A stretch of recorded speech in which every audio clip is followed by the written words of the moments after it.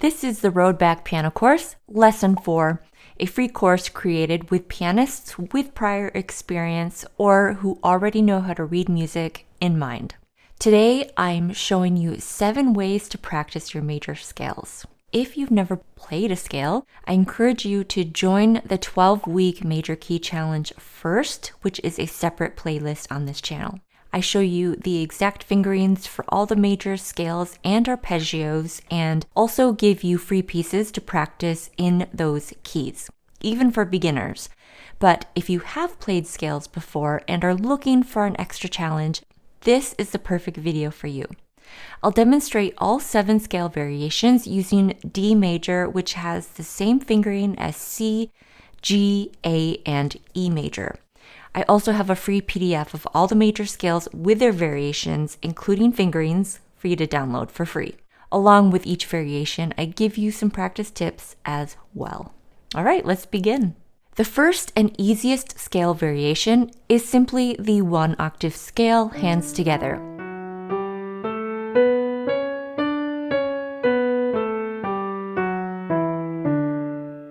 If the hands together fingering gives you trouble, pause right on and after your fingers cross under or over. For example, pause and hold on finger 3 to make sure your brain understands what's coming next. In this case, the right hand thumb crosses under while the left hand maintains its course. Once you cross and shift your crossing hand to its new position, pause on the following note to look at what fingers are playing together. In this case, it's left hand finger 2 and right hand finger 1. If you're new to scales, this feels very asymmetrical, and our brains and body want to rebel against this. So note that this is correct and this is how it's supposed to feel. Then resume your scale up. Pause on A with left hand using finger 1 and right hand with finger 2. Follow it with the cross and pause after you shift the left hand to its new position. This one feels easier because both hands are playing finger 3, so you have symmetry. Okay, so this is an example of analyzing the scale fingering simply and viscerally, and it can help coordinate hands together scales. The second variation is simply an extension of variation 1, playing 2 octaves ascending and descending rather than just 1.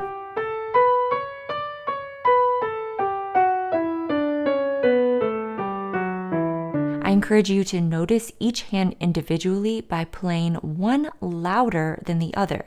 Our dominant hand often takes over, and we pay more attention to what that hand sounds like. Once we pay more attention to our other hand, we're often shocked at how our non-dominant hand truly sounds.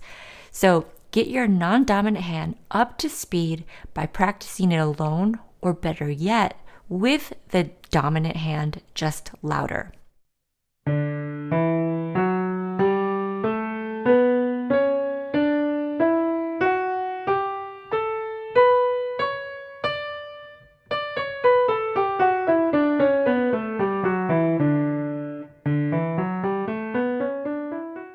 Variation 3 is one of my favorite ways to polish a scale.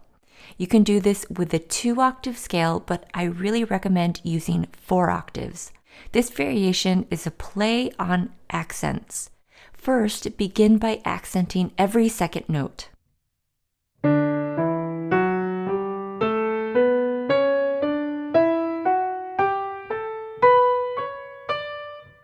Then every third,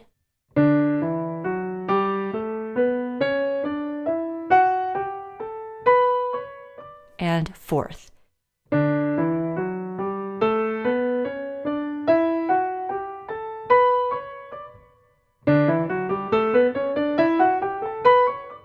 So you can keep going as high as you want, especially if you're going those 4 octaves, but at least go to every 5.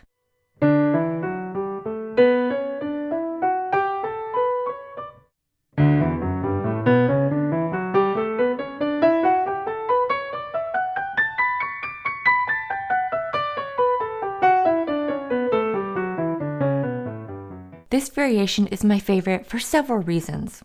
1, it keeps your mind engaged and doesn't allow you to tune out. 2, it creates a new level of difficulty and discomfort, making it easier when you return to playing scales normally. And 3, it makes your scale playing more flexible and adaptable, which is what we want when considering how scales are used in piano repertoire. They're not always perfectly set up in our music as we practice them in our technique exercises. The 4th variation sounds really lovely as you'll be playing at an interval of a sixth throughout. Don't attempt this if you're still working on the 2 octaves hands together version.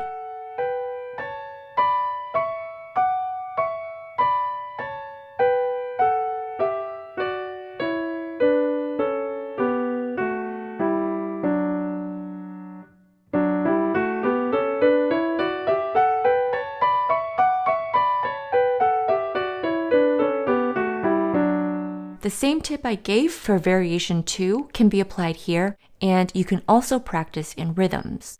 I've talked about rhythms before, but here are the suggested rhythms to try.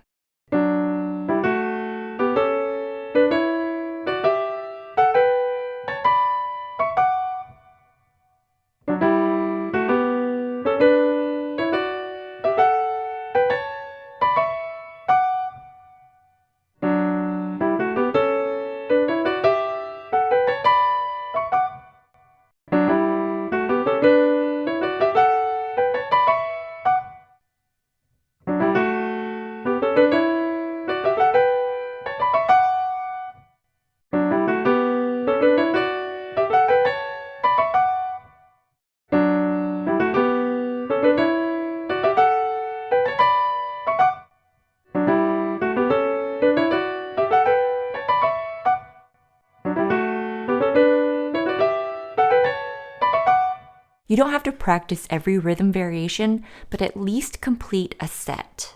For example, if you do long, short, also practice short, long. And if you do long, short, short, short, do the other 3 variations that complement that.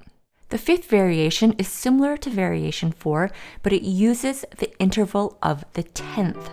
Practicing scales in intervals like this increases our hand independence and gives us an increased sense of the keyboard and major key geography. In other words, how our hands feel in those keys. You can use opposite articulations for each hand to even further test your hand independence. For example, try making the left hand legato while the right hand plays staccato. And although I only included scales at the 6th and 10th in your score, you can play any scale using any intervals. An interval of a 9th,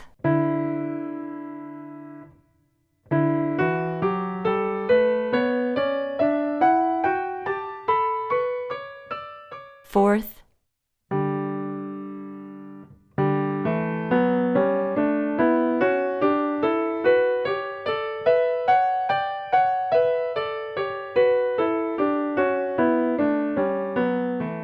fifth,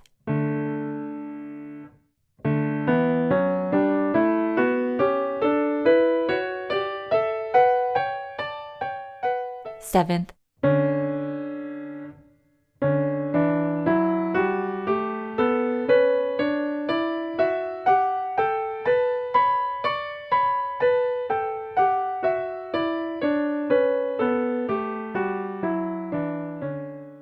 on to variation 6, contrary motion. You can play this in 2 octaves like it's written, or go to 4 octaves.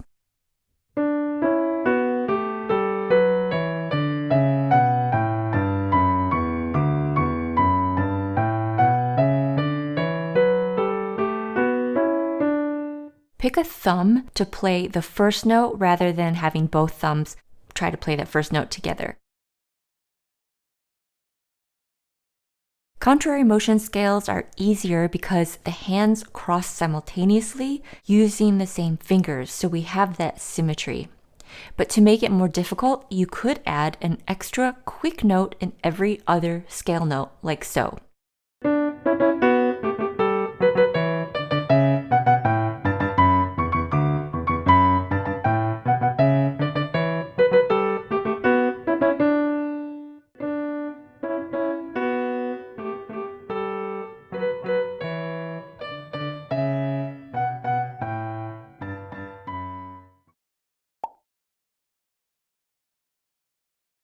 Practicing in this way encourages you to stay light and keeps your mind engaged. When you do the double notes, be sure your wrists stay flexible, almost like you're quickly patting someone's head, gently patting someone's head, and this keeps the tension down. The final variation is typically called the Russian pattern. It combines parallel and contrary motion over 4 octaves. It ascends in parallel for 2 octaves, then breaks into contrary motion for 2 octaves, left hand descending, right hand ascending, then they switch. After that, both hands ascend and descend in parallel motion for 2 octaves, then they split back into contrary motion for 2 octaves, and ends with 2 octaves descending in parallel motion back to the starting point.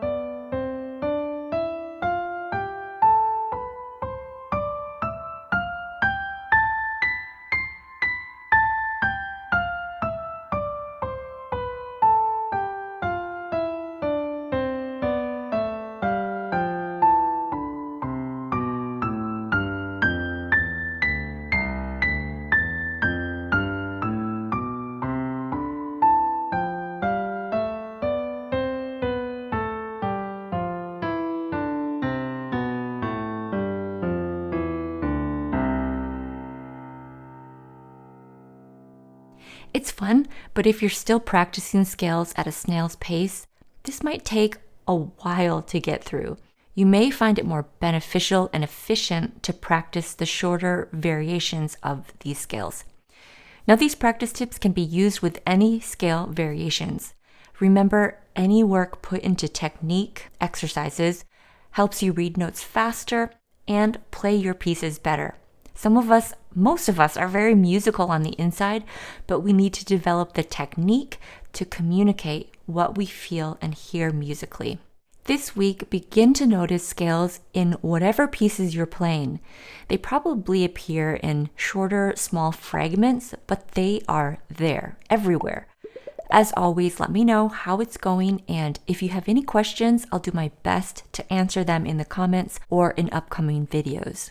Remember to download the free PDF of all those major scale variations below, and I'll see you next time.